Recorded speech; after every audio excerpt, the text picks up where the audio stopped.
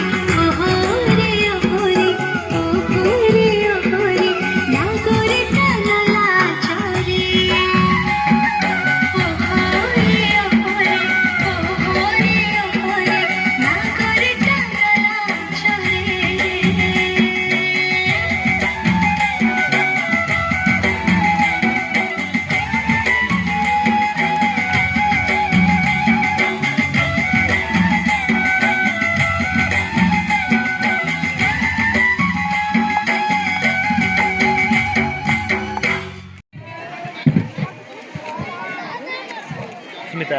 आम खाएमा तुली तुली जाम खाएमा तुली, अरे आम खाएमा तुली तुली जाम खाएमा तुली, अरे एंता बतरे मारताली कि लौंडा स्कूल डे जाओ वाली।